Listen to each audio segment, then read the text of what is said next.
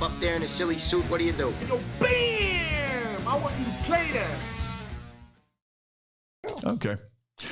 Hey, good afternoon, everybody. A little bit after 3 o'clock. It is time to rock. Fast Freddie here from the ultra-modern Youngstown studios right here in beautiful downtown Youngstown. We are here in the Commerce Building. It used to be Haber's Furniture. Now, all the old farts probably still to this day remember the Haber's jingle. The Haber's jingle was, tell your neighbors it came from Haber's, the store with so much more. Hey, you see why I'm the singing commercial guy? I was going to say, you went to Jingleology and you were the king of jingles now. Right. It's time Your for newest Taylor one's amazing, right man. now. Oh, you like that? The Christmas one? Yes. I love doing those. And then the folks at Taylor Kia, Taylor Chevrolet, great people. And I just want to give a shout out to Chris and the whole crew down there at Taylor. Good people, good people. Do they give you that creative control for those things, or they got those written up for you? They're pretty much like, I do what I'm told, exactly how I'm told. There's a few of them there I might have done a little differently, but they know your personality because it lines up perfectly. Right. They do a good job at that. But then I was thinking maybe I should become like the bad singing commercial guy and make that like my thing. So like if it doesn't have to be a car dealer, because I'm tied in with them guys. But I mean, say you have something else, and I would come on, and the whole commercial would be me trying to sing a crazy song about their Little place. kids get away with that. Adults not so much. Well, see, that's what I'm saying. That's what really makes it. And I think if and everybody will say, or there'll be a line in one of those commercials, or there'll be something. There's always something in there that. But it's amazing on how jingles really do stick in your mind, because everybody knows it's time for Taylor right now. And like I say, I can remember the Haber's Furniture jingle going back when I was a kid, and there was another place years ago, and it was called General Home Improvement. And they had a jingle, and it was called Free Estimation Obligation. General gets it done when you call 792-6581. And I remember that one. Remember a phone number because of the song that goes along with it. I love it. We're talking about when I was a kid. That's how long ago General Home Improvement was around. Right. And then, of course, probably the all-time classic Northeast Ohio jingle, the Big O with Lawson's. That was, roll on, Big O, get the juice up the Lawson's in 40 hours.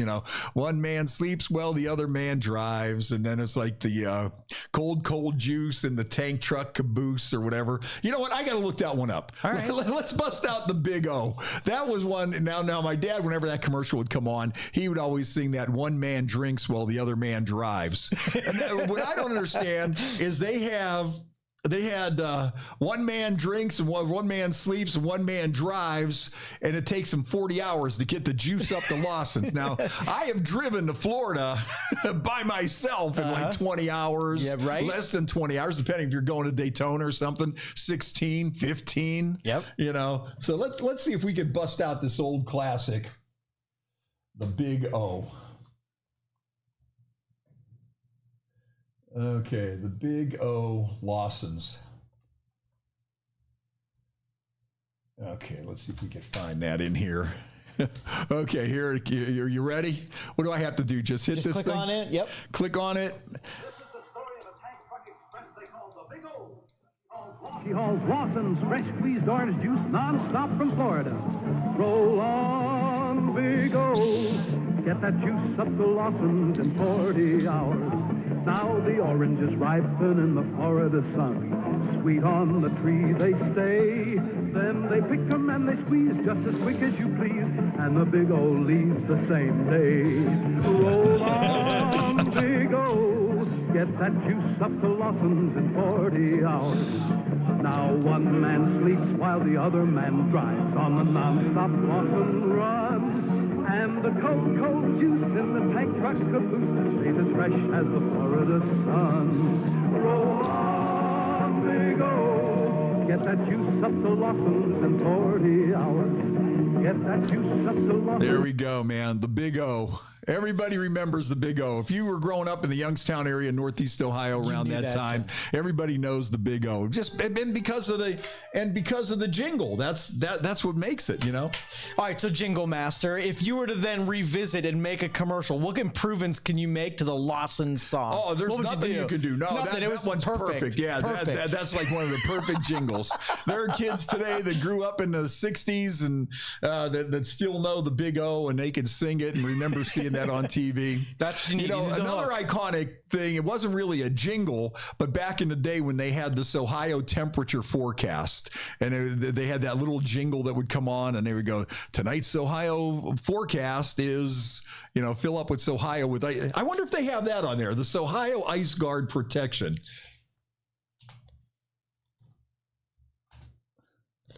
Ohio Weather Sounder. Here's another one. And this shows you how advertising works. Advertising really does work, because even in Youngstown, if you say to somebody, it's time for what? Everybody will tell you, Taylor. Time for Taylor right now. Everybody has heard that. Yep. You go back all the way to the Big O. People that grew up still remember the Big O. And I'll tell you, there's a lot of people that have made a lot of money in advertising, coming up with jingles and slogans. I was reading this book about a DJ out of Cleveland named Larry Morrow. He was a big, popular DJ, more of an easy listening type DJ, but he also, did a lot of advertising work and wrote a lot of jingles. And he come up with the slogan, with a name like Smuckers, it's got to be good. Do you know how much money that guy made for one sentence? Yep. Do you realize that? He come up with a name like Smuckers, it's got to be good. And to this day, they still use that, and I'm sure he made some money. Heck yeah. Well, some of them you could make a lot of money, but some of them that might be like, okay, they pay you whatever, hey, write us a jingle, and that's it. But so as a radio guy, I'm sure you had some of these not as pleasant commercials seared into your brain. Are there any standouts that were just terrible that you would wince and recoil when they came on? No, you know what it is? It was. No, you know what? Because I being in the radio business all my life, I've always looked at commercials differently than everybody else. I look at commercials as paying my salary. That's what keeps me going. Commercials. So I never really had I'm sure that if I really sat down, there's probably some out there that you would just sit there. Hey, remember that one commercial for that? But the one for me was God said, men said.com. Yeah. That's one that annoyed the crap out of me, because it played every 10 would seconds. Be something like, homosexuals are ruining the world. God said, man said.com. That was one that would always pop on, and you just go, oh man. For the 9,000th time. Yeah, Steve Ruman checking in, and this is here's the Ohio Weather Report stinger. Remember that? I mean, that used to be, you go or Ohio pays the toll. Isn't it amazing how you can remember stuff like that?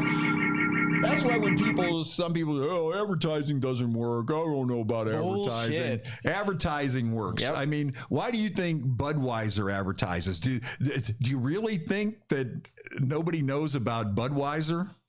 So much psychology behind it. Do you McDonald's? You don't know about McDonald's? Why does McDonald's spend so much money on advertising if it doesn't work? Right. Believe me, if it didn't work, they would not be doing it. They would cut that right out of their budget. Yep. Geico, now those are crazy. All the insurance company commercials that are out there now.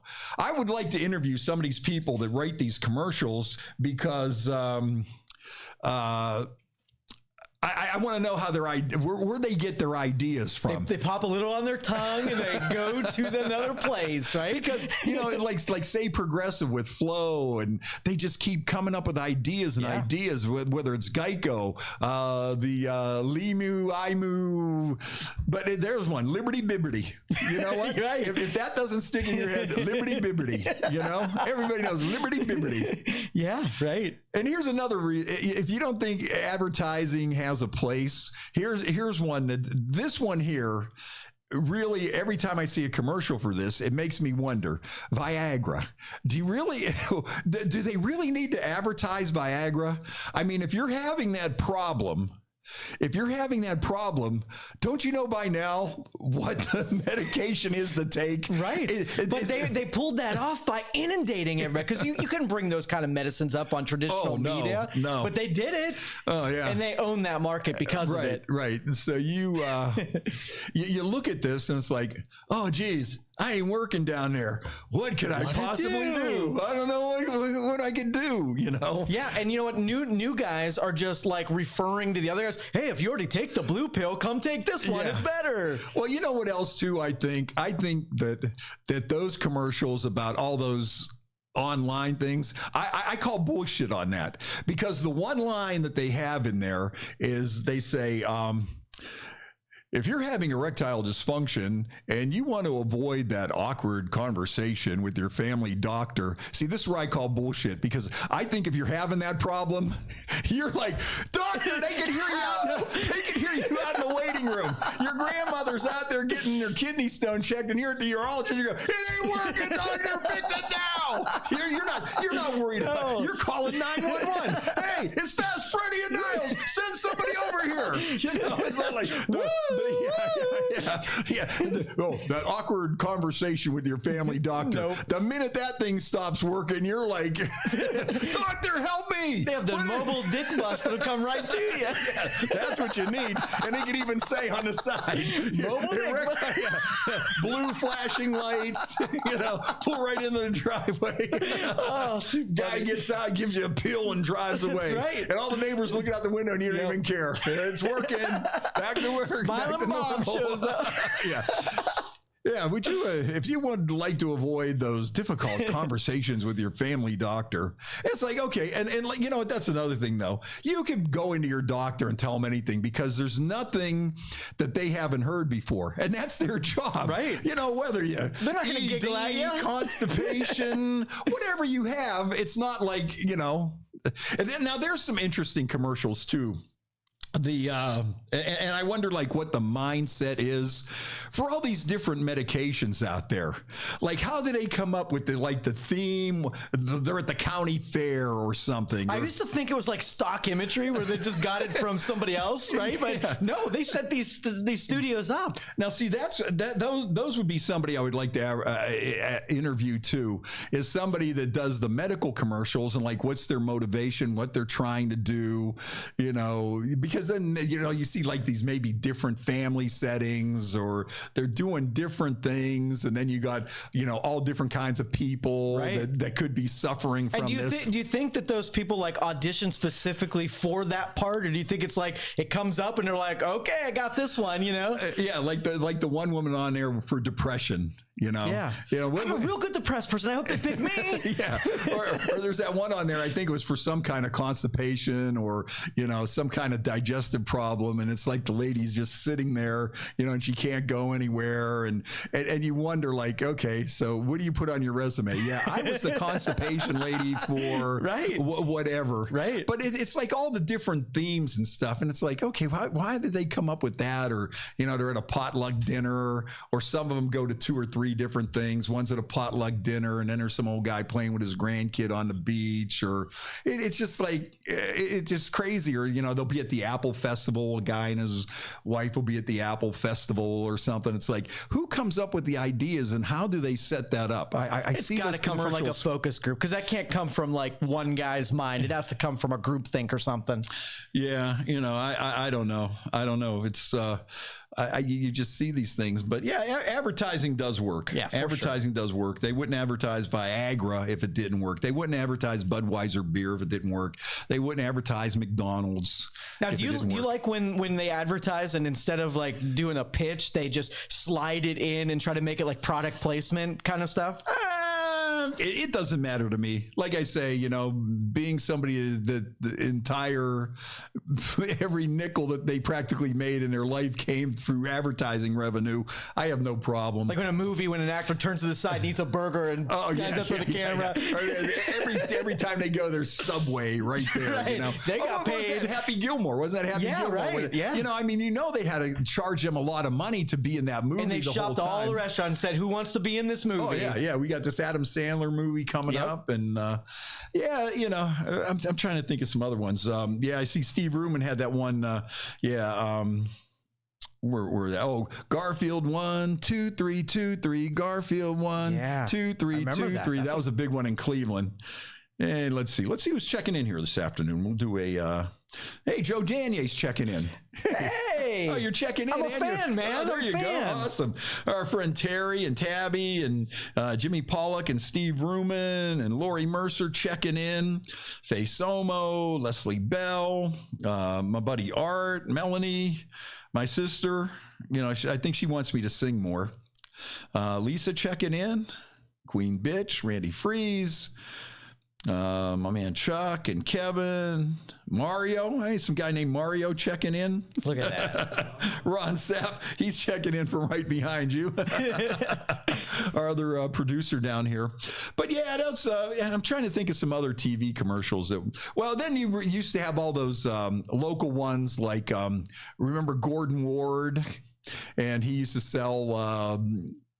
Appliances from out of Sharon, and then who's the other guy? They had another guy like that in Cleveland. I can't think of his name right now, but they had all these different guys that would come on and promote their own. You know, Pam Reisman at Reisman's Furniture, right. You know, downtown Sharon. Our prices invite comparison.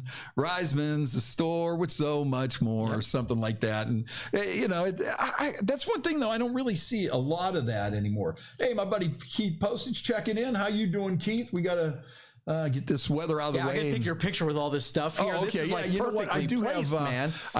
Coming up a little later, we have our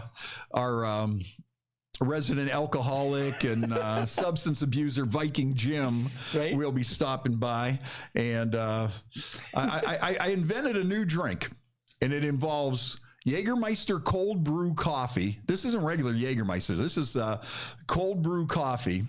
It's an herbal liqueur made with Arabica coffee beans and a hint of cocoa, and it's masterly brewed in Germany. This stuff is good. But now what I did, and we'll get to this a little later, we'll give Vike the taste test. You get this Pabst Blue Ribbon hard coffee. Have you tried this? It's spiked coffee is all what right. this is. And then I get a little bit of the black Dunkin' Donuts cold brew. Okay. So it's a little stronger. That's what I got here. Oh, you got some there. I do. Okay. Yeah. So what we do is, we'll mix it up a little later. I want to see how Vike likes it. Okay. Can you ratio me and just give me a little bit so I'm not like, I'm still good for the rest of the day? Give you half a shot or something. Cool. We'll throw a half a shot in there and give you a little taste. So is it a strong drink or is it more like an enjoyment? Well, it's both. Yeah. I mean, it's easy to drink, but it'll also knock you on your ass.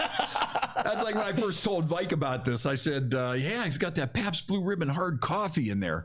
And Vike's like, oh, that stuff will knock you on your ass. I'm thinking, no. It's got the Jägermeister cold brew in there. And, so that is what's going to knock you on your ass. Hey, my man Joe checking in. Or Mr. Asshole, as I like to call him. Stubby checking in. Good to see Stubby. Now, Stubby's a friend of mine that had a big battle with COVID early on, and it's good to see that he's up and around and everything. But boy, I'll tell you, he had a tough go of it there for a while. But he's a badass. He's a veteran, Vietnam veteran. He's been through a lot of stuff. But I'll tell you what, man, if once again, I can't stress it enough, man. It's no joke, and it's real. And I think once people get it, I think when people that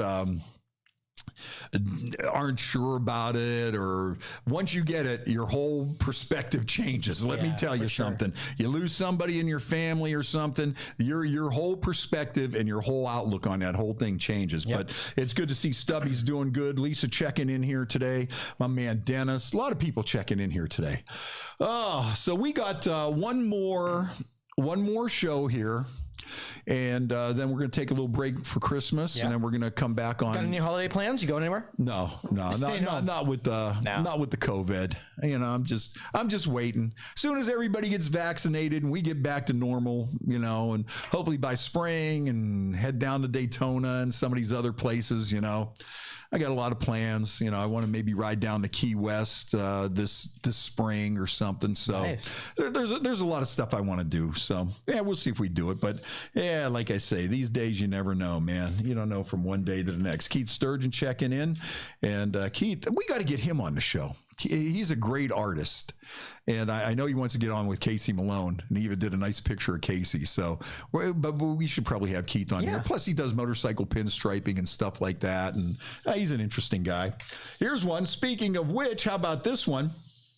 Strip clubs in San Diego, California can remain open during the pandemic.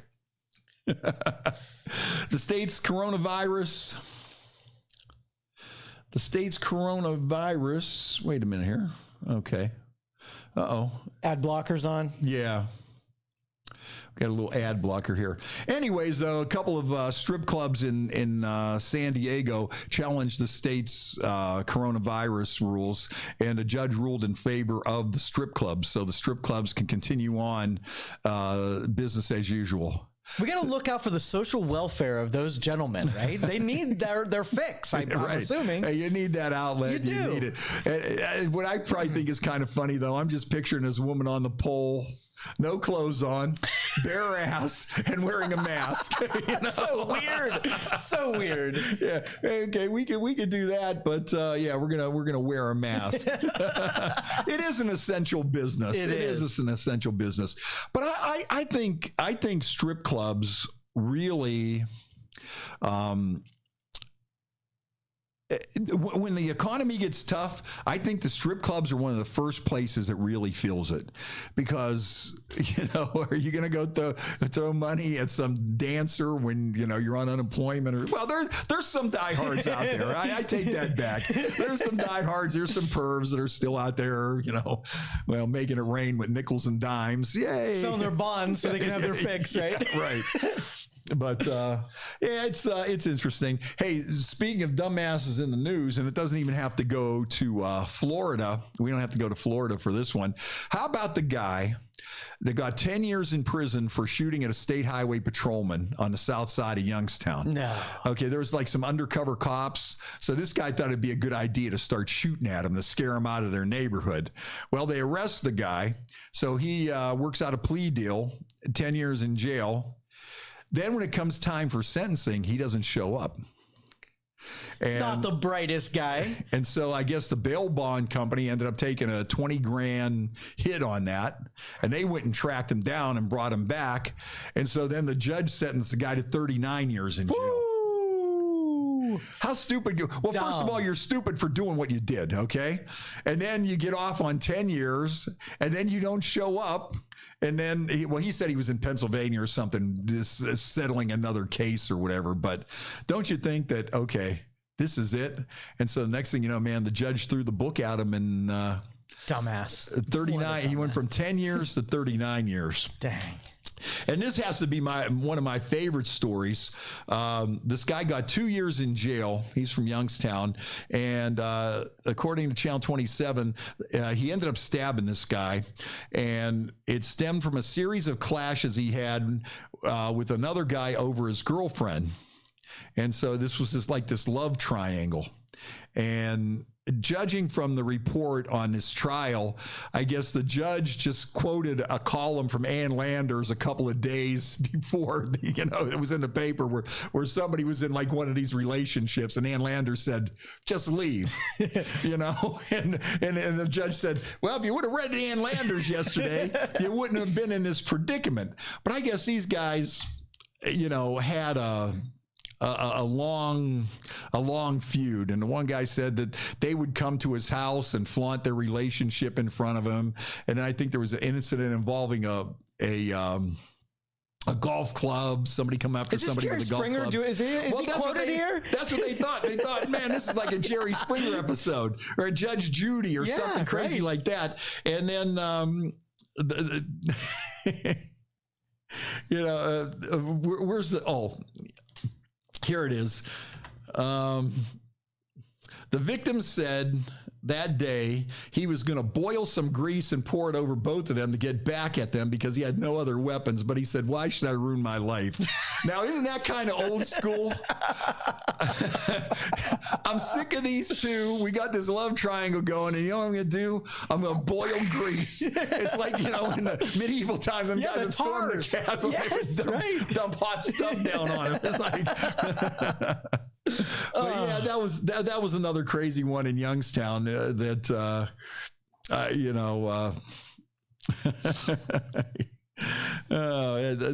goofy one. Then how about the guy in Maine?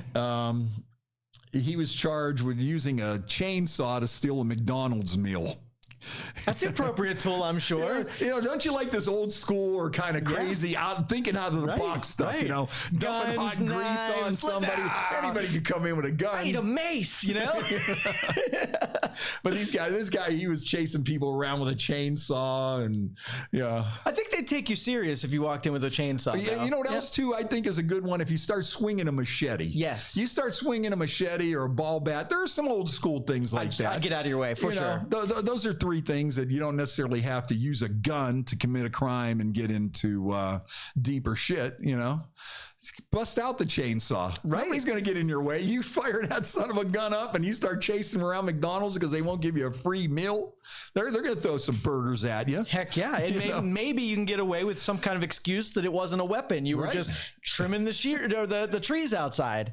Anything like that, So it's kind of crazy, Yeah, so that and that guy wasn't even in Florida. That didn't happen in Florida. I wonder what it'd be like to be a bail bondsman, though, to chase down criminals that don't show up for court. I think that'd be an exciting job. Yeah, I would say it's dangerous. Well, look at Dog the Bounty Hunter. Yeah, right. Now, see, my thing with Dog the Bounty Hunter, his wife, she passed away, whatever, Beth, but she had them giant knockers. She had them big boobs. Now, see, if I was Dog, I'd say, hey, if you come out, I'll have Beth flash you. And you'd get some of them that way, no doubt. Somebody would come out. Yeah. Hey, okay, listen, dude, you come on out. We had one time, it was called Dog the Booty Hunter. And instead of Dog looking for people that are out on bail, he was always trying to get laid. Nice. Yeah, so we had Dog the Booty Hunter. Because I think there was a point in time that he was messing around or he was cheating on Beth or something. And it came out in the news and we put that thing together about Dog the Booty Hunter. And I thought that was pretty good. You know who was a bounty hunter in real life? There's this TV show out there. It's called The Dark Side of the Ring, I think. And it's about the dark side of professional wrestling. And there was this one guy, Dr. David Schultz, Dr. D.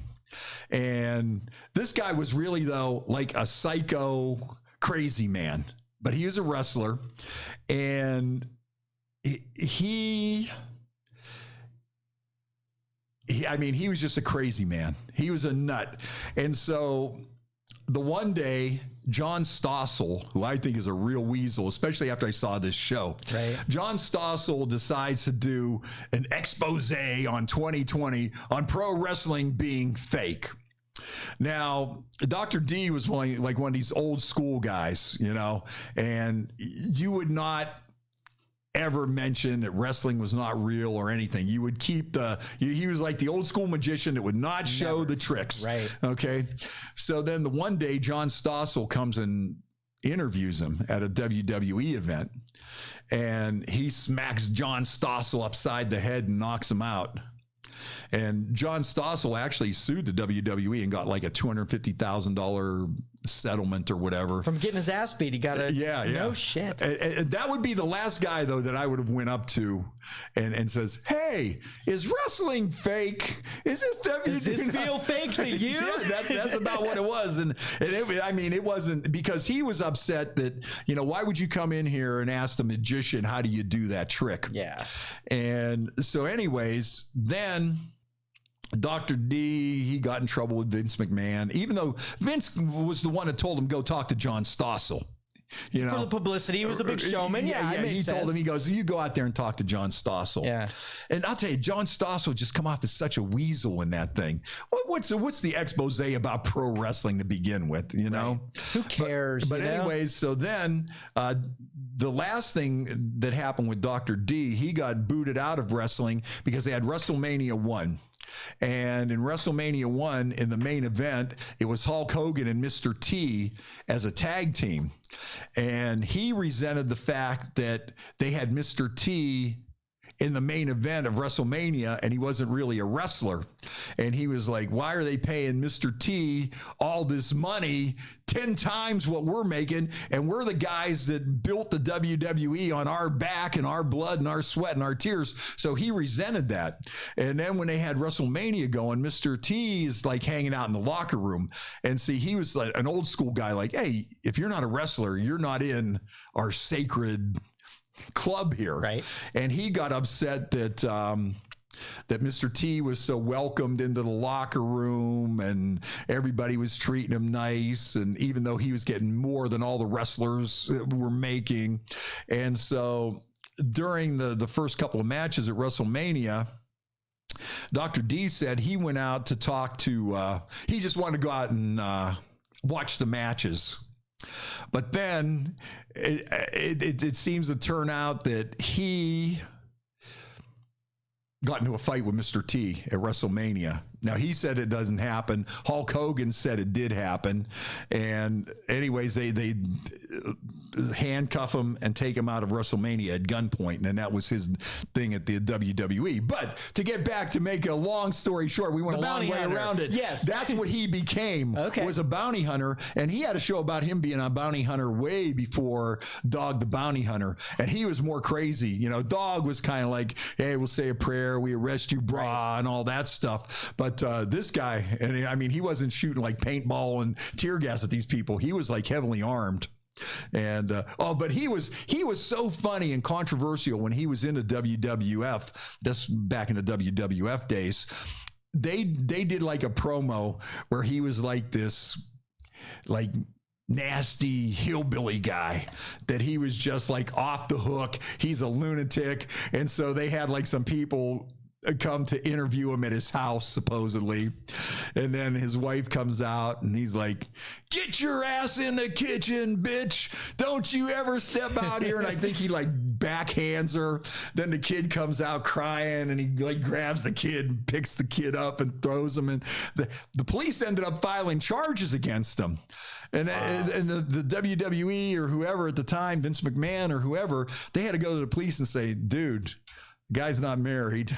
That's not his wife. It was all that's show. Not his kid. All theater. And that's not even his house. Wow. You know? And that's how real that looked. Dang. But you'll never see stuff like that. They did a good job of character, like building up their backstories and really, you know, the villains or the heroes kind of guy. They did a really good job. Yeah. Yeah.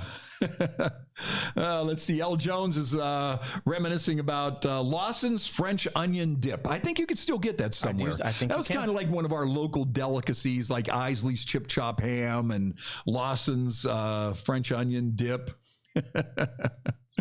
Oh yeah, man, that's some crazy stuff. Heather checking in this afternoon. Angela, how you doing? Elizabeth, always good to hear from you. Hey, my friend Brenda out in PA.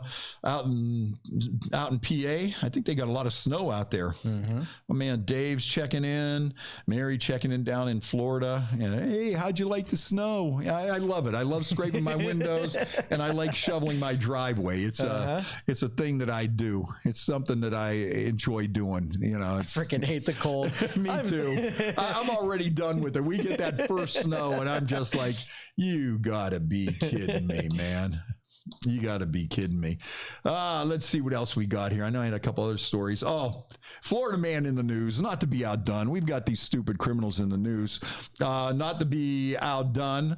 A burglar in Florida was killed when a window unexpectedly closed on him and broke his neck and choked him to death. Now that is funny. Yes. I don't care who you are. Darwin at its best. The guy tries to break into a house. He's up there. The window comes comes down on his head, and that's it for him, man. Dang. I mean, the cops show up, and there's this guy just dangling there by lifeless. his feet. You know? Yeah. That's a and good I don't one. feel bad. I mean, I think that's like he got what he was due. Yeah, you know? right. When that happens to people, that's there are certain people that you see that, and even though that's somebody's child, right, and all this stuff, it's still funny as hell if you ask me. Good, you got what you deserve there, exactly. buddy. And here's something funny. You know what they're doing in Cleveland now? You know, like in Warren and some places, you know, this time of year, porch pirates are a big thing, where they steal your Amazon packages off your front porch. In Cleveland, you know what they're doing now? They're just stealing the whole truck. Why sit there and get one package when you can just grab the truck whole and freaking take truck? Off? That's what they're doing. Just wait till the driver gets out and then just gone. Yeah, and they jump in the truck and take off. Oh, it's so good. So good. Actually, what they should do is start stealing the semis. But that's what the mob would have did back in the day. That's what the mob would have did back in the day. That was their big thing, hijacking trucks, and they had truck drivers on the payroll where they stop for a cup of coffee and they come back and the truck's gone. Yeah. It's empty. I used to read about guys who go to the mill and come back with like electronics. They bought these electronics at the mill. Why do they sell them there? My favorite, my dad had a friend that worked down at the mill, and he was always stealing shit down there. He was always stealing something, and he would steal big stuff, heaters, crazy stuff, man. If he needed a heater for his garage, he'd steal it from the mill. But he did have a good side to him, and he would always go to confession before he stole something because he was worried that if he got injured or killed, if he's stealing this thing, so he figured he would be covered if he went to confession first and then went and pulled the heist. One piece at a time. It won't cost me a dime. That's got to be one of the greatest Johnny Cash songs of all time, man. Especially, I used to love playing that when I was in country, at WNIO. That because you had so many people working at Lordstown. How could you not play that in Youngstown? Right. If half the town is making their money as auto workers. I mean, it's just the psychobilly Cadillac, negatory on the cause of this here machine. Johnny Cash, man, you gotta love him. Gotta love him. Well, Ben Roethlisberger says he needs to play better or hang it up. Yep, I totally agree. And you know what I think might have really made him start thinking that Browns game on Monday night, when you saw Lamar Jackson, what he was doing, and when you saw Colt McCoy, what he was doing, and I'm a Steelers hater, but not to take away anything from Big Ben. I mean, he's got accomplishments. He's got a hell of a career. And sometimes you feel stupid going, the Steelers suck. Yeah, well, look at this and this and this and this. Yeah, okay, shut up. You still suck. I don't care. I don't care how many Super Bowl rings you got around. You still suck. I don't want to hear it. But, seriously, if you're Ben, you're pushing 40 years old, and you see Lamar Jackson take off on a 40-yard run, and then all of a sudden, then you see Colt McCoy answer with another big, long run of his own. And I don't think Ben can make a 40-yard run like that. Never. And then the way those guys were passing, and now of course the Steelers receivers dropped a lot of balls too. Right. But I think if you're Ben and you look at it and you go, you know what? I'm 40 years old, man. These guys are just a little under half my age. Maybe it's time to sit there and go, He's got a rocket for an arm, though, man. I'm telling you, that thing comes out of there. But I think when he looked at the overall picture, he's sitting there saying, you know what, this is... I feel old today. Yeah, right. I think that might be something. But, it was good to see the Browns on that game on Monday night. I don't think we talked about it last week. No, I don't think we did. Maybe when Bill Scudero was here, we talked about it a little bit. But, that was one of the most exciting games that the Browns have had in I don't know how long. Yep. But probably the one thing, though, our defense got to tighten up a little bit. We get into some of these games. Look at look at against Tennessee when we blew it like the second half, it was like, they almost come back, but we're winning. And I'm not getting too critical because this is the most fun and this has been the most exciting time for being a Cleveland Browns fan since 1999, since we come back. And it looks like, knock on wood, we have finally turned the corner. And coming up on Sunday night in prime time again, we're going to face Colt McCoy.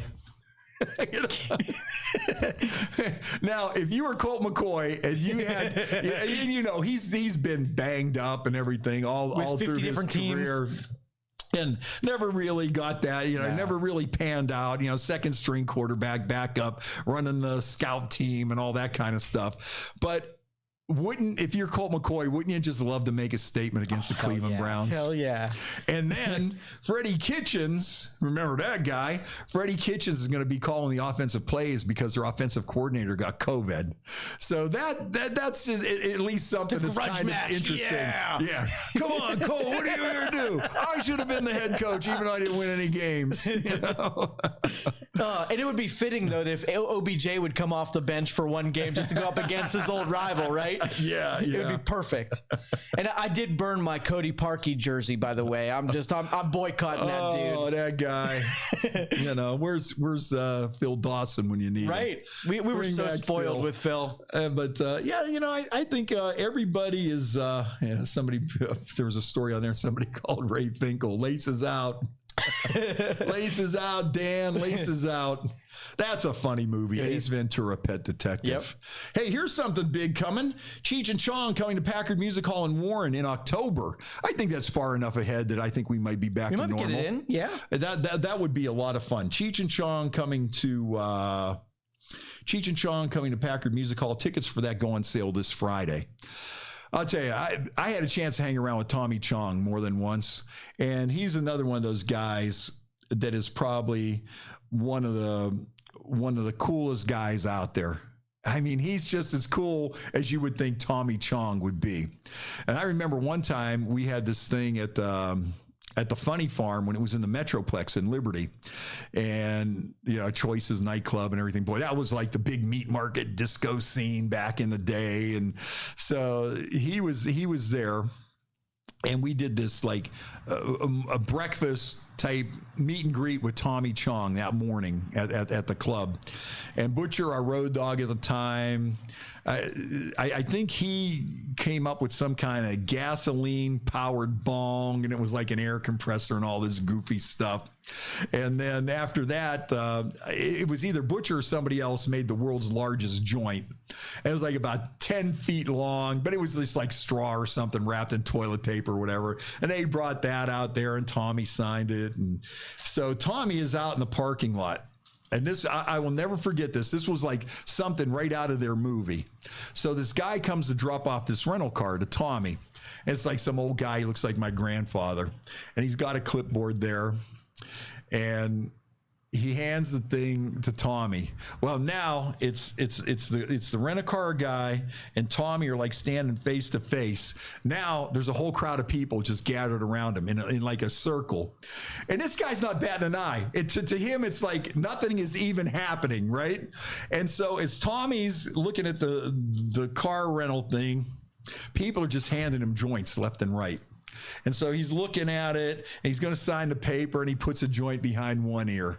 Then he puts a joint behind another ear. Then he puts a couple of joints in his shirt pocket. And then at one point, he pretends like he's signing the thing with a joint. And I don't know how many people would just like really notice that, but I was laughing my ass off. And so then we had this one guy we used to call the Brownie Man. And Brownie Man would always bring brownies to the radio station. And Brownie Man was the biggest Tommy Chong fan, Cheech and Chong, as you can imagine. And so he gets tickets to the show, and he is so excited, right? Well, he gets to the show, and he's blasted, right? And he's wearing this giant penis hat on his head. And at one point in the show, he just stands up, and he just starts pointing at Tommy, and he just goes, you're fucking Tommy Chong, man. And everybody starts laughing. Tommy starts laughing. And Tommy just goes like, yeah, I think I am, man. And then that was, and then he just like practically like passed out, and he's sitting there. But, back when Tommy was doing his stand-up comedy show, you know, he would incorporate some of his you know, things on the records, you know, that they had out. And they had this one about Fifi the dog in Heat and everything. And he would get a woman out of the audience and he would put her on this table. And then he would get her on all fours on this table. And then he would start with this whole, well, hey, Fifi's in heat, man, and sniffing her and trying to hump her and everything. And I guess he finally had to quit doing that. He told I was me, gonna say. he said he almost got his ass beat so many times that he just quit doing that. He had his wife jump in, and his wife's smoking hot too. But yeah, he said that he had to quit doing that because it got a little too dangerous. There's some guys out there that weweren't that big of Cheech. Yeah, they weren't that big of Cheech and Chong fans. They're like, hey, Tommy's humping my old lady. Yeah, here's Tommy and Chong. Now Brownie Man would have probably threw his wife right up there. You know, hey, let Tommy sniff you. Come on, honey. We're not worthy. It's like, so that was that was pretty funny. But he was just like a really cool guy, just like as cool as could be. And he's got to be what, 80 now, 81. Boy, you look at him and Willie Nelson, you'd think that there might be something to what they're doing, you know. Kids, start smoking pot. You live to 99, you know. You could be grabbing women out of an audience and sniffing their butt on stage. Now, have you seen their set in a while? Has it been a while since you've seen them? Oh, yeah. This has been years. This has been years. But I'm sure it's still pretty funny. And they do some of that classic stuff. It's amazing on how their stuff is still funny today. Some of this stuff come out in 1974, 73, and they're just as funny as ever. You know, it's like kind of like this timeless humor. Right. And just their pot smoking persona. I mean, that carries the whole thing, you know. But Tommy, very cool guy. And then he come out with this line of, you know, bongs and stuff. And for some reason, I don't know how this came about, but he stopped by the radio station one day and was, you know, talking about his bongs and all this stuff. And, hey, we got these glass pipes and we got this and we got that. And then it seems like it was like 2 months after that he got busted on like some kind of goofy, bogus charge where they got him on for selling smoking drug paraphernalia or something. It was something so outlandish that it was like, you really got to be kidding me. Is that what we're talking about? Is this, you're getting Tommy Chong for selling pipes and smoking things? And he did some time in prison. No kidding. Like federal prison.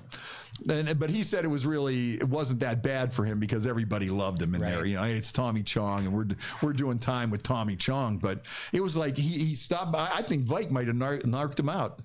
That's on the I'm radio thinking. talking about his equipment. I'm thinking about it. You know, right? He probably heard there was a reward or something. If he stops by today, we're going to have to ask him if he See if he was the guy. Tommy Chong. He won't admit it. No, but yeah, it was. He was just a really, really great, real fun guy, just down to earth and really funny too, just like hysterically funny. And you said he's coming to Packard. Is that the venue? Yeah, Cheech and Chong, Packard Music Hall. It's going to be in October, late October, and tickets for that go on sale Friday at all the usual places where you can get tickets. Make sure you support our local venues. If anybody even knows, where do you buy tickets at anymore? Right. You know, where do you buy tickets at anymore? You know, where do you get those things? What do? You go somewhere and you give them some money and they give you a ticket. Then you go to this place and see something live and in person. How's that work? I can't even remember that. People in groups? What the heck? Yeah. What else did I want to talk about today? This week is the anniversary of the movie Saturday Night Fever. That movie came out in 1977, and that really kicked off the disco craze. That's when the disco craze really just went through the roof. You know, places like the VIP and the Rip Room and all these other places. I mean, once Saturday Night Fever come out, everybody wanted to be John Travolta, except for me. No, I couldn't see you in the tight pants. I was never a big disco fan. For two reasons. The first reason was I didn't really care for the music that much. I mean, I was a diehard rocker. Right. Second of all, I was piss poor and I could never afford like the disco clothing, you know? Okay. I mean, I wear the same clothes that I've worn. That wouldn't have flown in the disco era there? Oh, no. But I got a couple chains now. Right. This might go, but I mean, back in the day, if you really wanted to be cool at the disco, that's where the girls were too. So you had to. That was the number one thing though, you know? I mean, I hated the music. I didn't have the clothes. I looked out of place. But that's where the girls were. The girls were just loving the disco scene. Yep. And if you wanted to meet girls, Suck it up, Buttercup, and go get you some tight pants. They weren't all going to all these rock places and stuff. I mean, there's some rock and roll chicks out there, but it seemed like in 1977, once that came out with the Bee Gees and Staying Alive and all that stuff, it just took that disco to the next level. Right. And I was never, I was like kind of one of the people, disco sucks, but you need that, you need that polyester button-down shirt and maybe a leisure suit. And, the hairy chest popping through. Yeah, all that. Or a bunch of gold chains and that sort of thing. Now, these are far from gold. These are just whatever they sell at the motorcycle swap meet, But, these were my disco chains from John Travolta. These were given to me by John Travolta personally. Wow, good story. But, no, that was kind of a crazy time, because I just graduated from high school right around there at that point in time. And, all your buddies wanted to go to the disco. And, if you're driving to these places and they want to listen to WHOT and hear Casey and the Sunshine Band and, Bee Gees Staying Alive and whatever the other songs were out there. But, now I listen to some disco or, I play it at parties. I play it at weddings. I play it in bars here and there. People want to hear it. And it'll still people tap their toe, get up and dance. So, when it comes to that now, before I was kind of like a stickler, like, hey, I'm on a rock station. I ain't playing none of this shit. Yeah. But then at some point it would get to the point where the place would be packed with dudes and then they go out and look for chicks and then they come back at closing time and they're all liquored up and then they start a fight, Right. But, that's disco was never really my thing, but I don't put it down now. I'll throw a couple of them songs on here and there and like Moore's Day and the Time and all that. It's still good time music. What's crazy? I look at when I started DJing weddings and bars and parties and all that stuff. And at that time, like the oldies were the 50s and 60s. So, 1978, 79, say 1980. So 1980, the 50s and 60s were the thing. Okay. And so you figure in 60 was 20 years. So there wasn't really that big of a gap, from the 80s to the 60s. Now you look at it and you see that the 80s today are 40 years? The 80s today, the 80s music today is 40 years. And sometimes that's hard to wrap your head around. Things like Madonna and Prince and, maybe Brick House was probably disco. Yeah, Brick House was more disco when the Commodores, and they, played that funky music, White Boy. That was a brilliant song by Wild Cherry because that was one song that all the rockers would like at the disco. And they, hey, play that funky music, White Boy, Got a riff. So that one got by. And then we went through that period in time. You went through this period of time where all these other rock bands started selling out the disco. Like Kiss put out like a couple disco songs, and Rod Stewart, If You Want My Body, and and all these rockers tried to start cashing in on disco, and then it was like, disco sucks.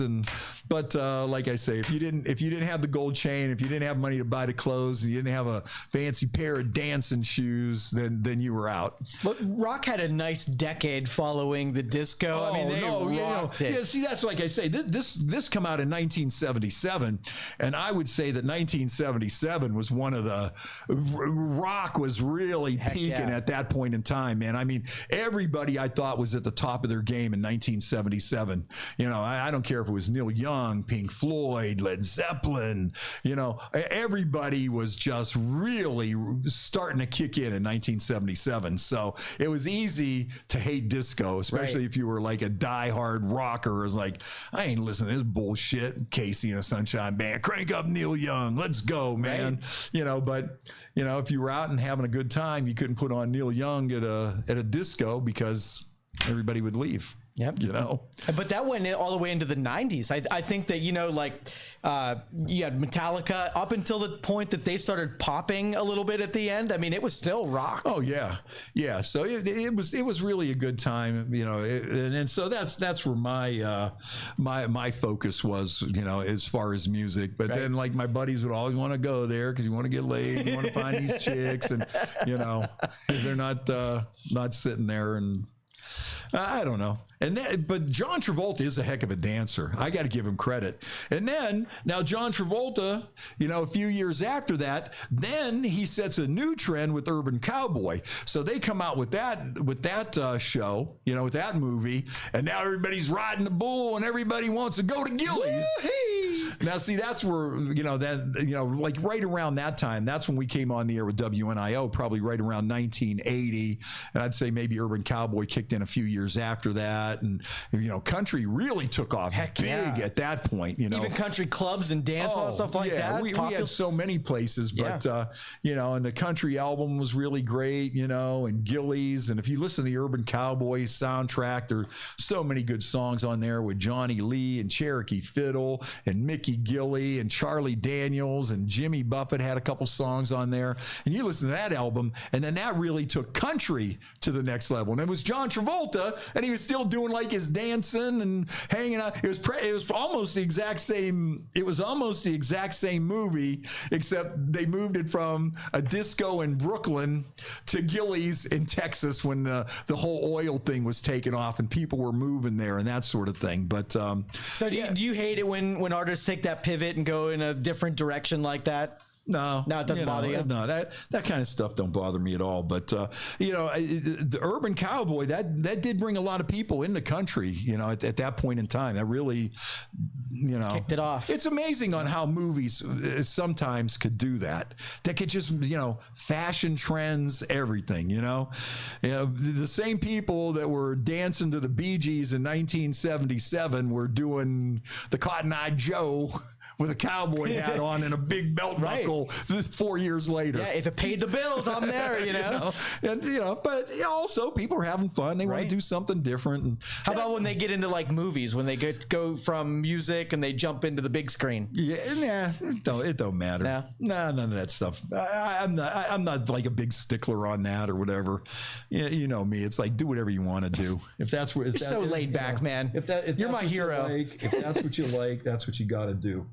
Let's see. Brian Boyle said, can you imagine the stories that start with, I was locked up in jail with Tommy Chong? Yeah, right. Yeah, right, Dad. You never knew Tommy Chong. Oh, that was, that would be a good one. You know, but yeah, it's really kind of crazy on how all that stuff goes. Right. And you know, I don't know what movies have come out though that have really set a trend lately in like fashion and music and that kind of thing. I don't think there's been anything out there that has had like an impact of like a Saturday Night Fever or an Urban Cowboy, because that really did have a big impact on nightclubs and people's taste in music and how they dress. Seen is you got musicals, you've got superheroes, and you've got tragedy. That's the movies of this decade. Yeah, it seems like mostly it's the Marvel comic era and that sort of thing. So, yeah, I don't know.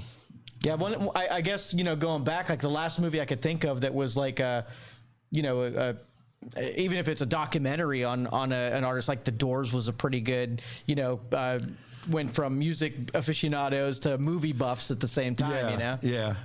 Yeah, so that, but I'll tell you, man, I mean, for a while there was, you know, when that Urban Cowboy come out and the Mechanical Bulls and everything just really started to roll. And I think country's kind of been on a roll since then. Yep. And also, I would say Urban Cowboy did change the sound of country too. Started pushing it in that pop direction, because when you hear those songs like Johnny Lee, Looking for Love in All the Wrong Places, and you know Charlie Daniels, Falling in Love for the Night, which I think is one of his best songs, and Jimmy Buffett, Hello Texas, and there were some other things on there, you know, Cherokee Fiddle, just these great songs that weren't super twangy, you know. It wasn't like, but I like the twang too, you know. I like the old classic stuff. But yeah, Urban Cowboy, and isn't that something though, how John Travolta could be in two big movies like that, two blockbusters that had such an impact. Yep. And he's also a pretty good dancer in Pulp Fiction too, when he does when he's in that twist contest and everything. So when you go to a country concert, is this your get up, or do you do country out a little bit? No. That's it. This is what I usually wear. Pony. What I got on is what I got on. Although I did get a new hat. Now, see, that other hat I had on the other day was like way up too high. You know, you got to break them in. But this that here was is from perfect. the Duluth Trading Company. It's just a beanie that Little neoprene. Yeah. So I kind of like that. And then I got my Harley Davidson look. I got that from Nice. Mount Rainier Harley Davidson. Although I didn't go there, a friend of mine got it for me. So yeah, so that's about how this whole thing goes. I don't know, man. I think I'm about ready to mix a drink here. Do it up. Yeah, I think so. Well, I think Vike is going to stop by, so I want to make sure Vike is in on the thing here. Cool. You know, the thing with Vike is we got to use him in small doses. You know, he would like to be on every show, every day for the entire 2 hours. Right. Now, see, the thing with Vike is you never know what you're going to get when he comes in. That's his charm, though. Everybody loves exactly. the bomb that gets thrown in the middle of everything. Yes, right? Yes, because you don't know what he's going to say. You don't know what he's going to say. You don't know what he's on. Was he doing some edibles before he came down here? Never know. Did he stop at the Royal Oaks? Was he drinking the hard stuff? Does his stories get better the more loaded you get him, or do they get more detached? Well, you know what? It depends with him. Okay. It depends. See, that's the thing. You never know where it's going to go. Right. You know, you don't know what Vike you're getting. Right. And so you just have to sit here and go, oh, okay. And then he says something, and then you're sitting there going, okay, did I tell him he could stop by? Why did I think that was a good idea? Like that last time he was here, I still remember, hey, you want me to stop down? And I was like, yeah, what could it hurt? What could it hurt? And then I'm sitting there going, you know. But he wears that as a badge of honor. You're not doing any insult to that dude. Yeah, that's the charm of Vike. Yep. That's what he is. That's what he is. So that's why, you know, when he comes rolling in, however it is, it's always an adventure.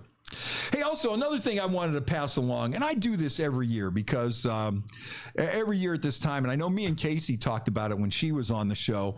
Yesterday was the anniversary of the death of one of our Wolf interns back in the day, going all the way back to 1991, and his name was Mike Laird, and he was in a terrible auto accident, and he interviewed Eddie Vedder from Pearl Jam on the top of a bridge in Columbus. They did this crazy thing. Pearl Jam was opening for the Red Hot Chili Peppers. Nobody even really knew who Pearl Jam was. And Mike somehow befriended Eddie and that sort of thing. And, he was just such a nice young kid. And like his family sent me a nice little note because I always try to remember his birthday and the day that he passed away. And I know it was a tough time for all of us at the radio station and stuff. And, you know, he was just such a talented kid. And, you know, to get that for us, like our connection with Eddie Vedder, no radio station had a connection with Eddie Vedder like that, you know. And, you know, it's like, you know, they say, man, it's amazing you still remember him after all these years. But it's like, How could you not? You know, it was a big thing, and it really hit us all hard when he passed away, you know, because we were really cooking. Everything was jamming and everything was going so good. And then like right now, like right around Christmas time, this happened, and we were having a Christmas party and everything, and we got the news, and it was just like, oh my God, you know, that's just one of them things that just sticks with you that, you know, you just don't forget. But if you look him up, on Vimeo, you could find his interview with Eddie Vedder on Vimeo, and Cameron Crowe did a documentary about Pearl Jam, and they used some of that interview in there. And if you look up, if you're a Pearl Jam fan, and you look up them doing Sirens in Pittsburgh, and they do a nice little tribute to him. But I always like to just bring that up. You know, I mean, people that we have lost along the way, you know, I just feel that, you know, got to keep their memory going. Absolutely. You know, and, a little memoriam for them. And, you know, I just think it's the way to go. You know, it's just the right thing to do, you know, especially if somebody touches you in that way, right? Even for a short period of time, it's pretty good. It's pretty good. So what else did we talk about here today? Talked about the Browns. We talked about Tommy Chong. We talked about Saturday Night Fever. We talked about the asshole in Florida that shut the window on his neck and killed him while he was trying to break into somebody's house. That's still the best, man. Yeah, somebody posted a thing here that back in the 70s, Cheech and Chong played at YSU. And it was Blood, Sweat, and Tears, Cheech and Chong, and Gary Wright, the Dreamweaver, back in the 70s. And that was at Beagley Center. And I believe tickets were a little steep for that one. $5. Man. Blood, Sweat, and Tears, Cheech and Chong, and Gary Wright, Dreamweaver. Now, Blood, Sweat, and Tears is long gone. Gary Wright from Dreamweaver, you know, what was the other song that he did? Dreamweaver and... Everyone look it up? Yeah, you could look at it. It's not that important, right. You know. But yeah, Gary Wright. Oh, my love is alive. My love is alive. But yeah, that was back in the 70s. But isn't that something though? With the entertainment world and rock music, that these guys were doing this at YSU in the 70s, and here we are in the 2020s. In the 2020s, it's going to be 2021 when these guys come back, and you know the people still have an interest in them. Heck yeah! And that's why I see some artists out there. You know, people say, "Oh, that guy sucks. This guy sucks. That guy blows." And you sit there and go, "Well, if any band or anybody is able to keep anybody's interest for 45 years." You got something there, right? You know what I mean? There's something there that you got to respect. Maybe it's not your kind of music. Maybe it's not your cup of tea. But if you look and say, wow, that guy has kept that thing going for 45 years, and he still has people interested in what he was doing, it's crazy. Think about that. Yeah. That you were able to keep somebody's interest for 45 years. It's an accomplishment. They're still interested in something that you have to say. And I see a lot of these bands out there. I mean, you know, even though they might even not be together anymore, it's like, man, these people, how do they do it? You know, you got to have something. You got to have something or you're not going to do it. Right. I mean, you think about how many one-hit wonders or people have just faded along the wayside as time has gone on, bands, artists, whatever, TV actors or whoever, you know, how many people have come and gone. But there's some people out there that have been lucky enough to have that little extra something to keep people in.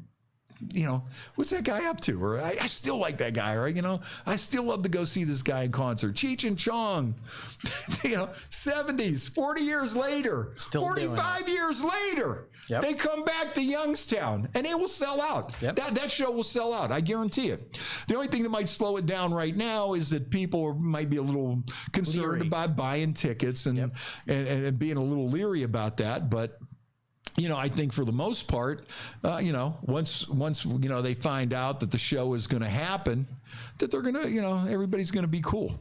Everybody's going to be cool. Now, here's an interesting thing here that I saw on Facebook the other day. It's this guy. He's like this pothead, and Looks like a water well, thing. what he did was got one of them 5-gallon water jugs, right? and he put it on his head. Like he cut the bottom of the 5-gallon water jug out. Listen to that. Okay, he had some kind of little like a blower, some sort of a blower, and he built a bowl on there to smoke some weed. And then he had a hose going from this little blower pipe into the top of where the water pours out of the 5-gallon drum, drum that you put on your water cooler. The gluk, gluk, gluk, gluk, gluk.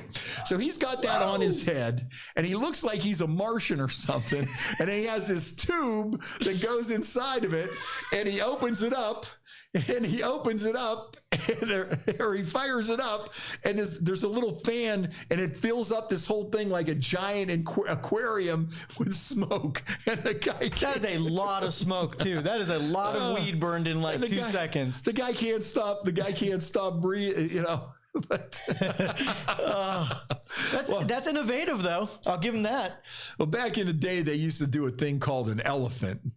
And an elephant, you would get a pair of pants, and you put a pant leg over your head, and then you would get the other leg and wrap it around your neck like a scarf, and then somebody would blow a shotgun into the pant leg and then hold it shut, and they'd be going like an elephant. So that was kind of the precursor of the elephant right there. That's some funny stuff, though, man. That is some funny stuff. Well, Vike better get his ass over here because I'm dying for a drink, man. I should have had 2 of these down already, but right. My cold brew's running out, and it's getting a little warm here too, man. I mean, he better get his ass down here so I could start mixing up some the bartender's waning patience here, bud. Yeah, get here. You know what? Just give me a cup right now. I can't wait any longer for him. All right. So, anyways, this is a new drink that I invented. We might need a stir. You got a stir here somewhere? I'll go find one. Let me give you some. All right. Yeah. Back it up a little bit. Very easy ingredients. What we have here. We have the. There we go. The Pabst Blue Ribbon hard coffee. There we go. And then on top of that, we have the Jägermeister cold brew, and it's coffee flavored. Jägermeister cold brew coffee, herbal liqueur made with how do you say that? Arabica. That's Arabica. It. Ding, ding, ding. Arabica coffee and a hint of cocoa. Masterfully blended in Germany. Bold liquids, extraordinary taste, a perfect fusion of original Jägermeister and intense cold brew coffee. The taste of the unexpected, where rich Arabica coffee and notes of cocoa blend seamlessly with our famous 56 botanicals. Shake to awake the natural ingredients and serve a shot on ice. So here we go. What I do with this, though, is I start off with the Pabst hard coffee. And this stuff is really good. It's a little sweet. I find it a little sweet. So anyways, what I do, very easy. I gotta come up with a name for this drink. This is a Freddie original. This is a Freddie original right here. So there we go. We put in a can of Pabst Blue Ribbon. Then we break out the good stuff, the Jaeger, or the bad stuff, depending on how your system reacts to Jaeger. I put like about a shot and a half in there. Woo. Okay, so you put a shot and a half there. And then what you do is you top it off with some black Dunkin' Donuts cold brew. This is like their little stronger coffee. I guess it sits for 12 hours and ferments or something. So then you top that off with that. It's almost like a Jaeger bomb. Jaeger bomb is Red Bull and Jaeger. But so with this, you got the Pabst hard coffee, and you got the Jaeger in here. Or you want to pour a little bit of this in your cup and give it a taste? I think you're going to like it. Now this is one of those drinks that's going to creep up on you and knock you silly because it seems like there's nothing to this. Very smooth, very tasty. It's like you're not even drinking anything. No, this is like a coffee. Yeah. So you're getting a full 5% alcohol. You're getting the Jägermeister experience. And you got a little Dunkin' Donuts coffee in there. And that thing is about as smooth as it can be. Now, what the Pabst, is it beer that's flavored? Like, what is it? Yeah, malt beverage okay. with coffee flavor, and it has a little bit of milk in it too. So it's healthy for you too. Oh, of course. But how good is that? It's awesome. It's amazing. I think everybody should get this one. A PBR Meister. Yeah, that's a good one. A PBR Meister. And some people say if you're from Pittsburgh, you would call it a Jag-Off. J-A-G and O-F-F for coffee. Yes. Or Jagoffy. Jagoffy. Hey, Jagoffy. I like it. Sounds fancy. Oh, man. Mary says she doesn't like Jaeger because it makes her take her clothes off. Drink up, Mary. There's that country song out there, Tequila Make Her Clothes Fall Off. That's a pretty good one, too. No, this is some good tasting stuff too. here. Now, how'd you come up with it? Just some experimenting in the bar lab, throwing some stuff together? No, very easy. Coffee. Alcohol. And I figured that maybe the coffee, the caffeine, would take the place of the Red Bull. Right. And since this here is the Jaeger cold brew coffee, they had some coffee flavored tequila out at one point too. Boy, that stuff was good. No, it was good. Was it? I think it was like some of the higher end tequila. And I'll tell you what, that was like, that'd get you going. But isn't that a nice drink? It is too. I mean, this is a summertime drink here for you right here. Yeah. And you said it knock you on your ass. You get a couple or two in there. You know what? If you don't like the fruity stuff in summer, you want something a little different. Iced coffee, cold brew, and you got it all going on there. Oh, okay. It's time to move my body. I've been sitting around too long. But yeah, L. Jones says disco was a frickin' mess. Yeah, listen to Frank Zappa's Dancing Fool. That was a good one. And remember when they had the Disco Sucks rally? I think it was with the Chicago White Sox game. No. And I wonder if let's see if there's something on there. One of the rock stations, they were going to blow up a bunch of disco records at a Chicago White Sox game. And of course, guess what? It went awry, kind of like Nickel Beer Night at the Tribe game. Go figure. Let's see if we got something on there. Disco Sucks Rally, Chicago.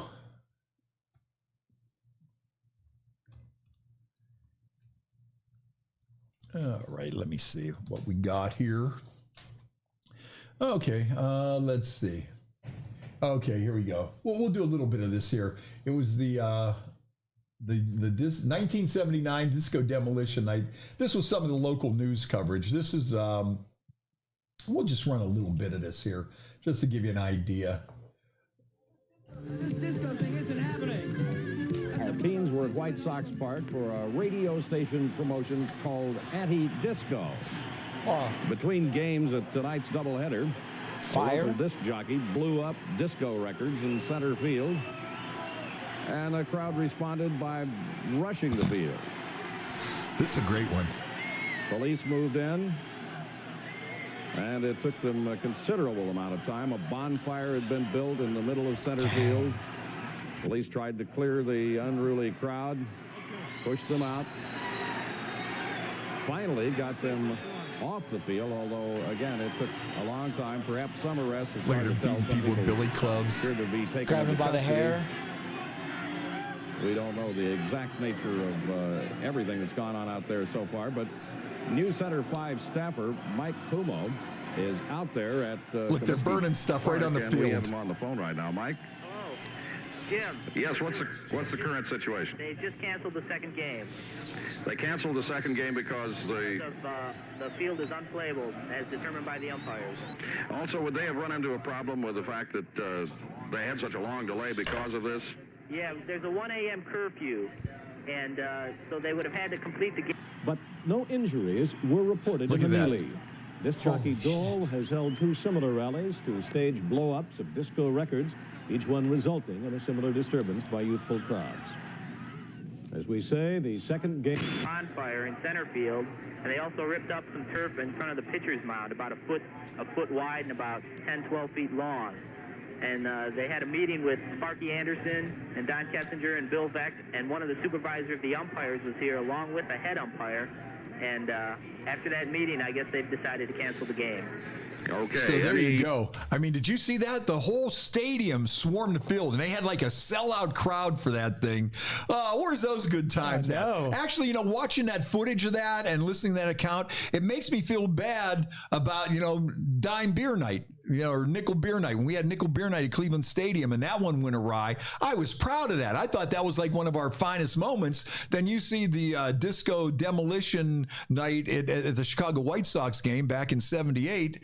And boy, when they just really tore that place apart. You guys were soft in comparison to that sucker. I don't think anybody started a fire on the field or anything. I mean, look at the debris. But, you know, that's one of those things, you started out and you thought, man, is this going to be a good idea? I could just see them at their radio station planning meeting going, we're going to get everybody out there. I'm going to get this big pile of disco records and we're going to blow it up. And everybody like, yeah, hell yeah. Oh, that'll be so cool. That's rocking, dude. And then, you know, but, you know, even though that kind of ended in disaster, if that was your promotion and you walked away from that, you'd still be going, hell yeah. Right. Well, it was that great. Yeah. Man, did we do a great job on that, you know? Yeah, now you can't walk into a stadium with anything, so that would never happen these days. No. That's like when I see some of these old posters of concerts where they would say, no fireworks. You know, people used to take fireworks to concerts. I mean, there's been more than one artist that has been like hit by a firework on stage. Aerosmith, Bruce Springsteen, there was a lot of people. You know, people would just take fireworks at Roman candles and start shooting them out of the stage. Wow. Shooting bottle rockets from up in the seats. Well, when you read those rules, you think that had to have happened at least once for them to put the rule on there. Yeah, you know? no, I mean, especially at some of those outdoor shows, you know, fireworks were kind of a common thing. Brass knuckles, fireworks. Yeah, no fireworks, weapons. And that's when they started with the no outside bottles and cans. Because there was a time there you could bring a bottle in. You know, there was some of them big shows, you know, you could bring whatever you want, drag a cooler in there and, you know, just have at it. People bring in like a big jug of some kind of punch spiked and laced with something and they'd be drinking that and tripping and stuff. And, you know, fun times. Yeah, you know, that's why I still say, you know, and I know that's one of the reoccurring themes on this podcast is back in the day, man, it was like wide open. You could do that kind of stuff. Yep. You know, nowadays they search you, give you a body cavity search and wand you. And I mean, you can't get anything in there. Yep. There are some places they don't let you in if you have a chain on your wallet. Right. You know, I think the Covelli Center is one of those places. If you have a chain on your wallet, you have to go back to the car. It's like, what the heck? You know, what am I going to do with this? You know, but yeah, back in the day, when you think about that, when they had all these rules and regulations, they had them for a reason because people were doing stupid stuff at these things. That right there, what we just saw, was a reason the rule was invented, right? Right. Everything that takes lighter fluid. We let it in yesterday. No more. Yeah. I mean, where are you going to go nowadays? And the whole stadium rushes the field, and there are people in the outfield setting fires, random fires, burning banners that say disco sucks and whatever. The first guy on the field would have got tasered, and everybody else would have stayed their ass in the stands. Oh, yeah. Nowadays, you can't have fun like that. Like that. You know, you're allowed to riot and destroy other people's things, but you can't pay and buy a $4 ticket to go in there and have some fun. Touche. What did you say it was? Disco demolition night. So, you know, this is the way this is how I lash out at disco. This is my expression. Right. I'm just expressing myself. I'm not even trying to break the law. No. I'm just expressing my feelings about disco. That's all. Yeah. I have no political agenda, nothing else. I hate disco and I'm here to blow up some records and tear the place down. Is that asking too much? I know, really. You know, I think that's violating my rights somewhere. Oh, yeah. Let's see. Steve is talking about some of these other shows. I think Jim's a no-show, man. I think Mike is not coming. You know,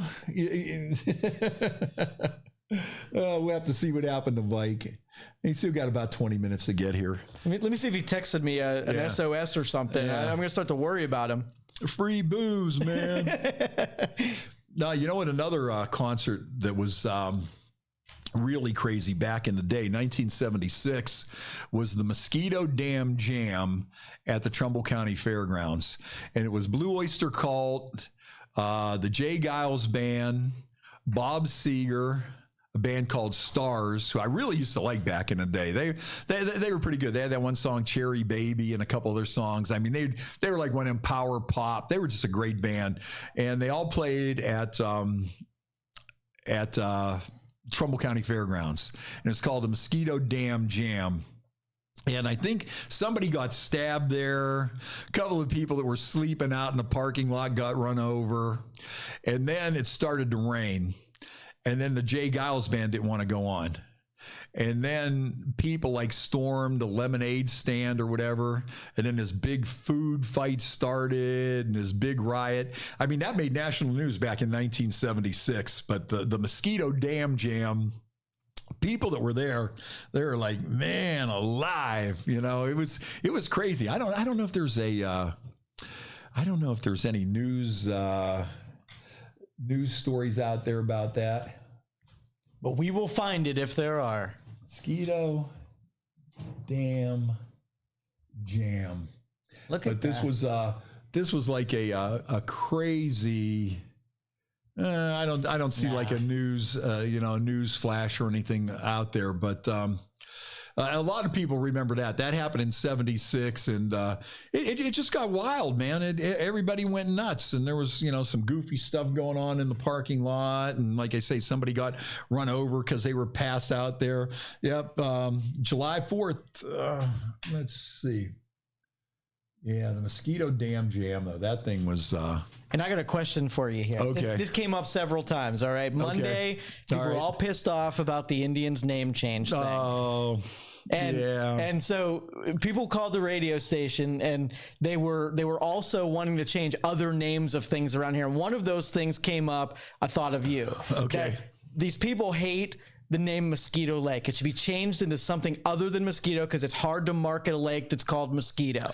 You know what? And that is such an unpopular thing. If you say change the name of Mosquito Lake, there's a lot of diehard people out there that sit there and go, yeah, change the commissioners before you change the name of my lake. But I've always thought that. I remember for a while there, they were really going to try to make a push.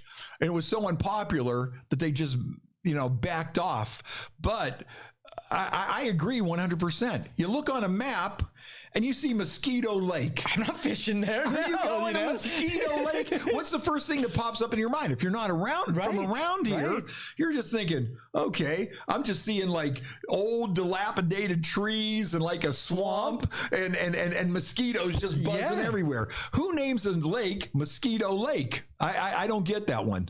I would be definitely in favor of changing the name. One vote for changing that. Now, what would you make it? Would you take the Indian heritage? Would you? I think you could name it anywhere. I mean, just look at like West Branch. They just call it West Branch. Or do you call it like Paradise Lake or something along those lines? Or just not like toxic contamination lake, right? Yeah. Not like something you would see outside Homer Simpson's plant on The Simpsons. With the three-headed fish, the three-eyed fish, four-eyed fish lake. Yeah. No, anything, Big Bass Reservoir or something like that, or Walleye Land or anything. But I like Walleye Land. That's a neat one. I think though the Trumbull County commissioners over the years have really missed the boat on developing Mosquito Lake. Mosquito Lake is one of the best lakes that you could fish around here. Yep. Except when the vegetation starts growing, like in the summer and stuff. But I mean, you look at some of these other places like Atwood Lake, and I don't know. There's so many other state parks out there. Why is there not a fancy lodge at Mosquito Lake? Why doesn't the state have somewhere in there, a nice lodge where people could come there and they have a nice swimming pool. They could dock their boats. They got, some little hot tubs around there and everything. I mean, they are missing the boat on developing that. And I would say the name change would be one that would be a good start. Right. I've always thought that, Mosquito Lake, come on, man. If you're not from around here and you don't know what it's all about, you're not going to come here. Look on a map. No. Okay, if you look on a map and you see, Pymatuming, that looks pretty cool. Right. You look on the map or you see West Branch or you see some of these other things and you're like, oh, okay, yeah, let's show you Mosquito Lake. If you don't know about it, nope. It's that is a crazy name for a lake. Yeah. That would be one thing that I would change. Maybe people's opinions have changed. What were your calls like? Were people saying change it, or saying? Yeah, it was up in arms already about it, and then, kind of the conservative or the guys, the older guys want to keep the name for posterity's sake. Yeah. But all of us, I mean, if you could bring more business to the area and it's more marketable, change the stupid name. I'm not attached to it. Give it something cool, man. Right.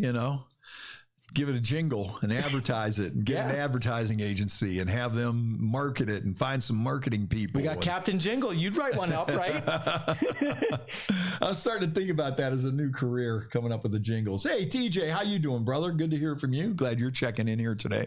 Yeah, I would say change the name of Mosquito Lake. It's such a great place. It doesn't know justice. It doesn't know justice. And I think over the years, the Trumbull County commissioners have really dropped the ball on making that a real destination to bring people from outside the area. See, that's the thing about casinos or anything you do. If you really want it to benefit your community, you have to draw people from farther than 100 miles in your area. Sure. If you're just drawing the same people that live down the street, you're not doing yourself any good. It's got to be people that come from farther away to bring their money in to do it that way, And you would think after all these years that they would have some kind of a program to really make it more attractive.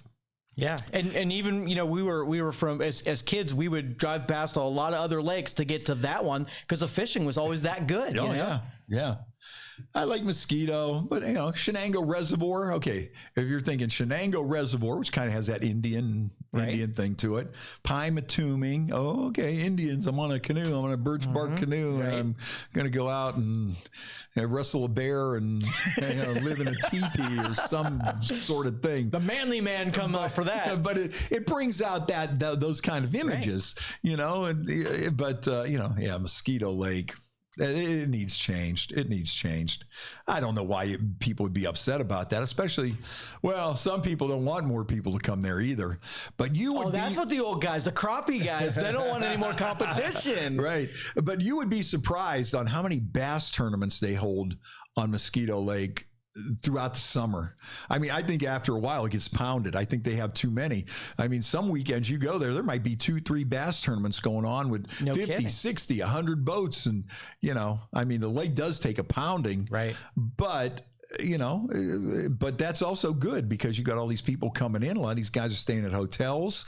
Now think about it. If you had the Mosquito Lake Lodge out there and you had 100 guys coming in for a thing and the lodge was competitively priced with other places where they can stay and they can stay right there. And if they had a bar in the lodge and everything else, why would you go anywhere else? What's the closest big enough place to, host that? There's not anywhere near. Well, Yellow Dogs. I mean, you got a couple of bars there in Mecca. You got Yellow Dogs and the Lake Tavern and places like that. I'm talking hotels or something like that. And so you don't have to drive all the way to Liberty here or there. I think it would be nice. I would think about changing it without a doubt. And then, you bring that many people in. And then it's also, you could do that in the winter if you have things set up right and you have some nice rooms with a little fireplace and a hot tub and things like that. And you could see out over the lake or whatever. And, people dig that kind of stuff. Weekend getaway has crazy packages, nice little restaurant in there, nice little bar, little lodge, make it like a hunting lodge type thing with some stuffed walleyes and a moose head on the rustic wood looking log cabin-ish background. And maybe that's what I should be going into is, building up the tourism. The Lake Development Company. There we go. Yeah. Because I always wonder, like, you got the Miltons that do it right. You got, Conneauts that do it right because they got this. And the fishing's not even as good as what's up in Mosquito. Yeah. But they got all that development around it. I'll tell you what, though, when you see Lake Milton, now I can remember back in the day when I was a kid, Lake Milton, that was kind of like that dump. You know what I mean? Right. Lake Milton, is like now the most expensive homes in Mahoning County are on Lake Milton. Yeah, right. I mean, I've been up there fishing a few times this spring, and you go to some of those areas and you're looking at these houses and you're going, damn, who's doing that? $1 million vacation cottage on Milton. Yeah. Before it used to be, I had this little dump shack on there. Now it's like, what, I got a $1.5 million home on Lake Milton? Right. I mean, on some of those areas, when you go up a little further, when you start heading up towards Berlin, and you see some of these houses that are like on the side of the hill that come down. And I mean, just the landscaping alone. Some of these people have the landscaping from the top of their house all the way down the bank, a steep bank, down to the water.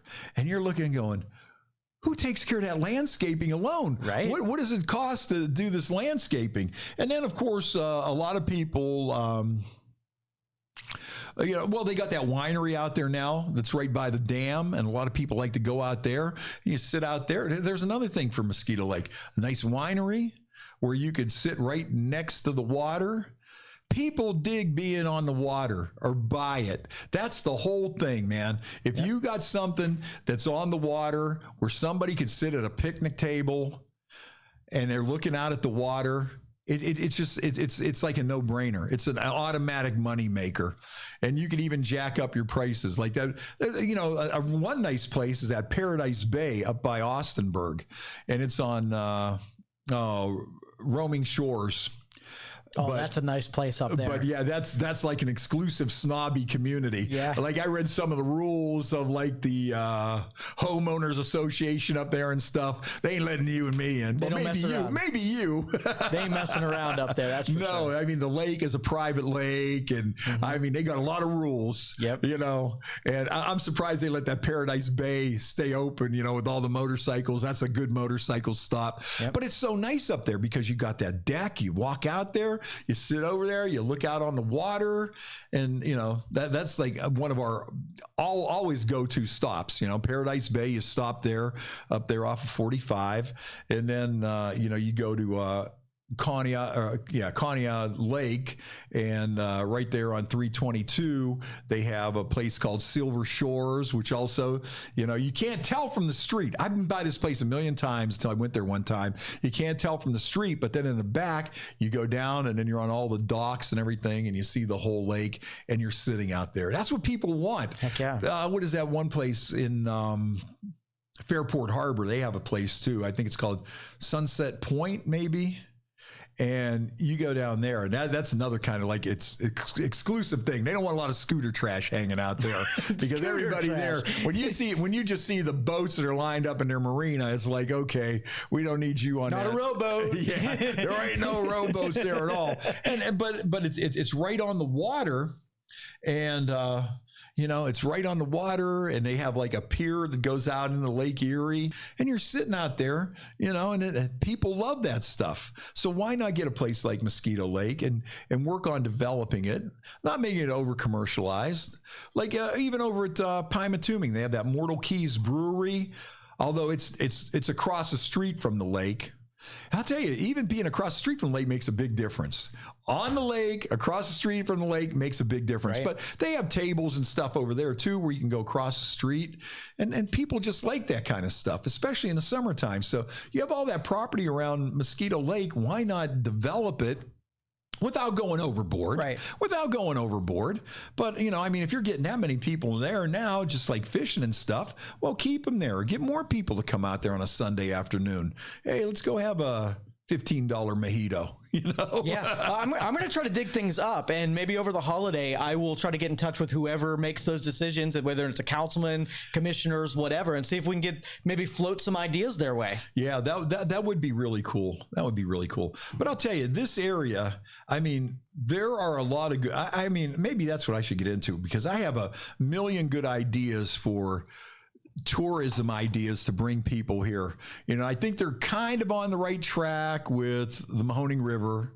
They're getting there. I mean, that has a lot of potential. But even there's some good places to put a bar down there, a seafood joint somewhere, and right on the river, like down between Camel and Struthers and stuff. I don't think people are looking at it in that way. I think they're still looking at it used to be a steel mill, and I sometimes I sit down there and go, boy, if you had, some kind of crazy tiki bar type seafood joint with, that kind of fun atmosphere, because there's really nothing like that around here. You want to go find something like that, you got to go somewhere else. And that is something that would bring people here, like down on the Beaver River down there in, what is that, Bridgeport. They have that Kelly's Caribbean Irish pub. So it's an Irish pub in the front, and then Jimmy Buff in the back. No, in the back.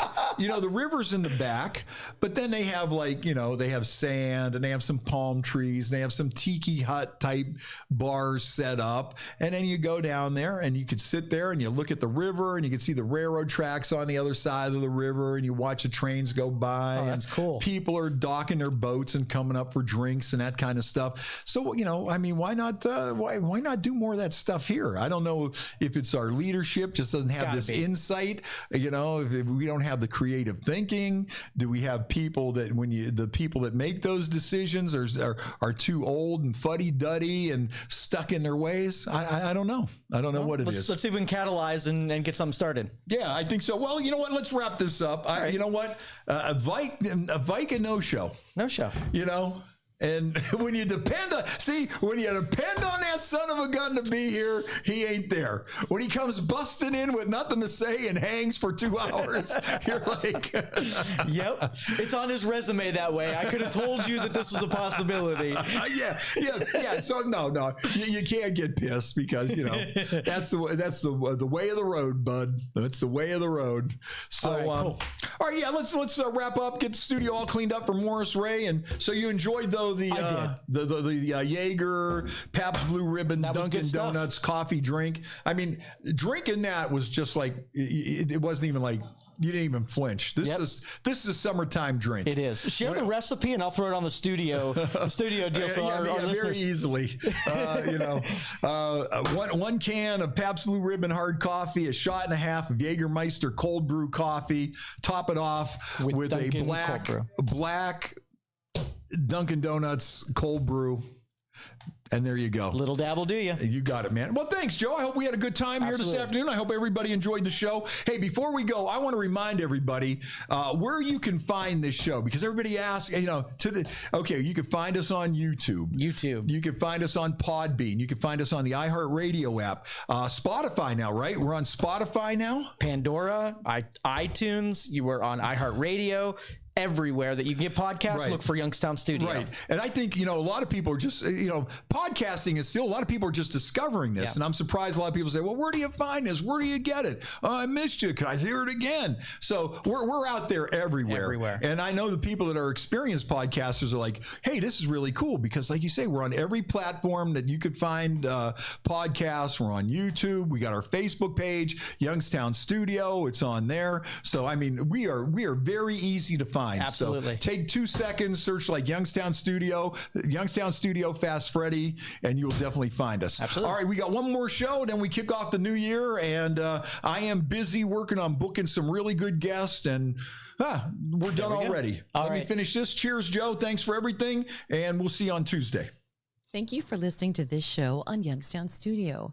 If you like our programming, we invite you to subscribe to our YouTube channel, follow our Facebook page, or subscribe to your favorite podcast platform like iTunes or Spotify. This is original Youngstown content, and we would appreciate you sharing the videos and the word.